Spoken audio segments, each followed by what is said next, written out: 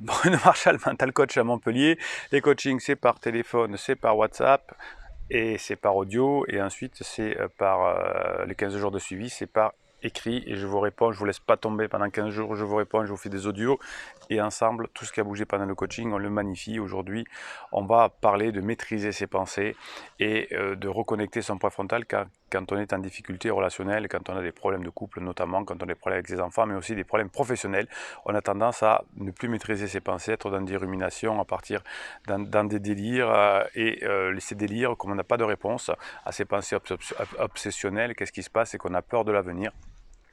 Quand on a peur de l'avenir, ben on va prendre des mauvaises décisions, on va mal se faire conseiller et on va diminuer les chances de récupérer son couple. Si vous êtes en couple depuis longtemps, depuis plusieurs années, que votre couple est sorti de la lune de miel, que votre couple est sorti de la phase 2, de la phase de distanciation, que votre conjoint est aujourd'hui en crise existentielle et liée aussi à la phase 3 du couple qui est la phase d'exploration, vous êtes sur la bonne chaîne pour récupérer votre couple.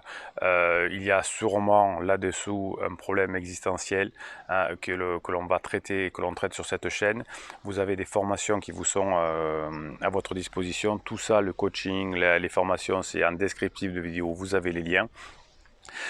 Quand votre conjoint est en crise existentielle, c'est compliqué. Si vous ne faites pas aider, vous n'avez pas cette énergie. Si vous demandez des conseils à un psy, à de la famille, il y a des chances qu'on ne vous donne pas les bonnes réponses et il y a des chances que vous commettiez des interdits. Et si vous faites des trucs aussi simples que des lettres magiques, des silences radio, de je ne sais quoi, vous risquez d'endommager votre couple encore plus. Voilà. Donc vous êtes à la bonne adresse si vous êtes quelqu'un d'intelligent. Parce que ici nous sommes une communauté bienveillante et positive, enfin pas moi, hein, l'intelligence j'ai oublié un jour, c'est les personnes qui écrivent ici dessous en commentaire, qui sont bienveillants, qui sont positifs, et ils ont créé cette communauté pour s'entraider, pour mettre en application ce que l'on se dit ici, et pour attendre que la crise existentielle passe. Alors on conseille aujourd'hui une astuce. Lorsque vous êtes en rumination parce que votre conjoint vous met le doute, parce que votre conjoint vous dit qu'il vous aime plus, parce que votre conjoint a un pansement, on a beaucoup d'idées en tête, on n'arrive plus à maîtriser ses pensées, on devient anxieux et on va commettre des erreurs. Alors l'idée, pour reconnecter son préfrontal, c'est de se munir d'un bloc-notes. Alors je préfère un bloc-notes que des feuilles volantes, hein. Donc vous prenez un petit cahier, quelque chose comme ça, et vous allez tout écrire. Vous allez écrire non pas ce qui vous passe par la tête, comme le conseillent certains psys, c'est pas un carnet intime, mais vous allez écrire les questions qui sont dans votre tête et vous allez les reformuler si elles ne correspondent pas ou si elles n'ont pas de réponse adulte. Donc vous allez dire, oui mais pourquoi il m'a dit ça?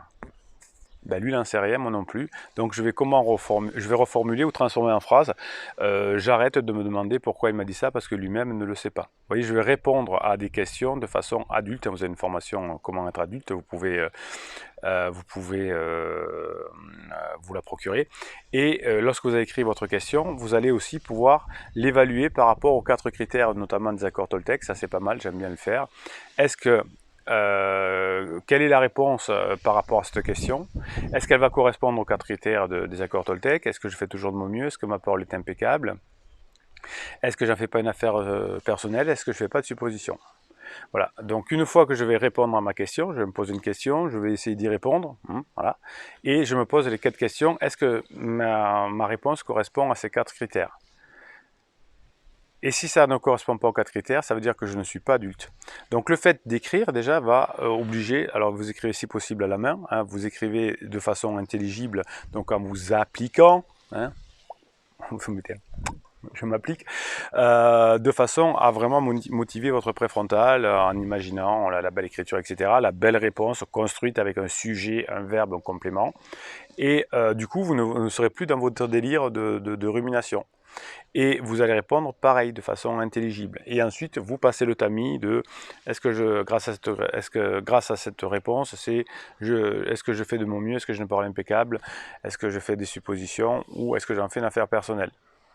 Donc vous voyez que l'idée, pour maîtriser ses pensées, et quand l'autre est en crise et qu'il nous dit qu'il ne nous aime plus, etc., c'est compliqué, on va rentrer dans un phénomène anxiogène. Et quand vous allez avoir peur de l'avenir, vous n'aurez pas les bonnes réponses. Vous n'aurez les bonnes réponses que quand vous serez serein par rapport à votre avenir, que vous aurez un objectif. Quand on fait un coaching, la première question que je vous pose, c'est quel est l'objectif de séance?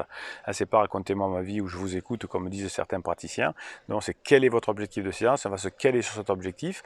Et vous allez pouvoir faire la même chose ensuite, c'est quel est l'objectif pour répondre à cette question? Qu'est-ce que je vais faire?